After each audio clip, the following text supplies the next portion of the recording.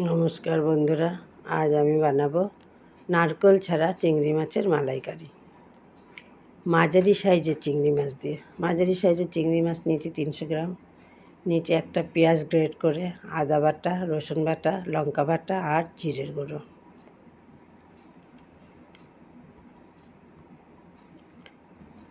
কড়াই বসিয়ে দিয়েছি, গ্যাসে কড়াই গরম হয়ে গেছে, তেল দিয়ে দিয়েছি।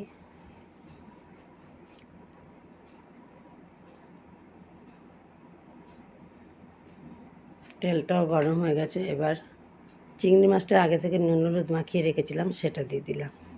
সবাই তো গলদা চিংড়ি আর বাগদা চিংড়ি কিনে চিংড়ি মাছের মালাইকারি খেতে পারে না, নারকেলও সবার ঘরে থাকে না। তাই আজকে মাঝারি সাইজের চিংড়ি মাছ দিয়ে আর নারকেল ছাড়া 10 টাকার বিনিময়ে চিংড়ি মাছের মালাইকারি করব।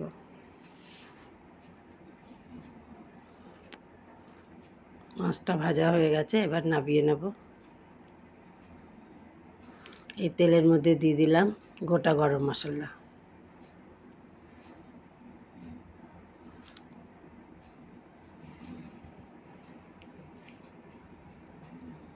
এবার দেব গ্রেট করে রাখা পেঁয়াজটা।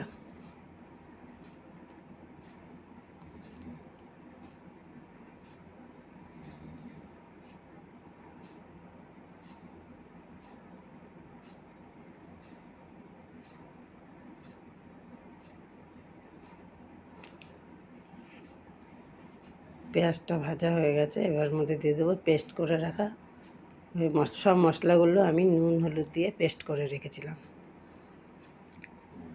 সেই মশলাটা এবার দিয়ে দিলাম।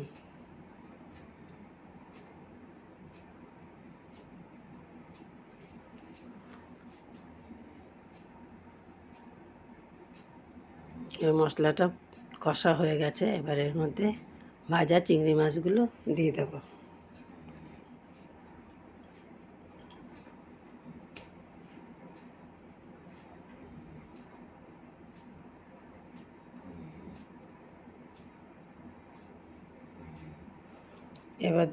এবার দেবো হচ্ছে সেই 10 টাকার জিনিস।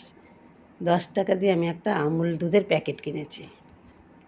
এই দুধটা উষ্ণ গরম জলে গুলে রেখে দিয়েছি। এবার সেটাই এই মাছের মধ্যে ঢেলে দেবো।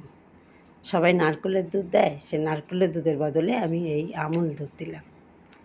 এইরকম করে একবার বানিয়ে খেয়ে দেখবেন বন্ধুরা, কেউ বুঝতেই পারবে না এটা নারকেলের দুধ কি আমুল দুধ।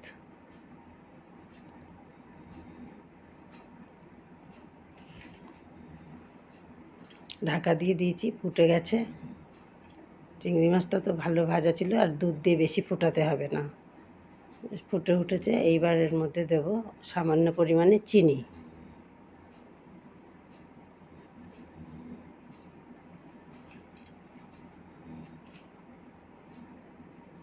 আর এখন এর মধ্যে দেব একটু গরম মশলা।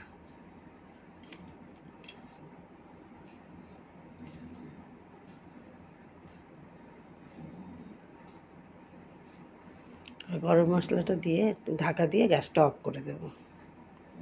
আর রেডি হয়ে গেছে আমার চিংড়ি মাছের মালাইকারি নারকেল ছাড়া।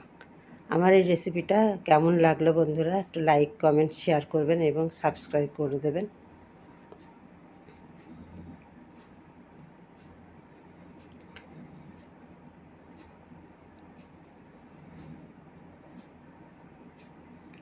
দেখার জন্য ধন্যবাদ।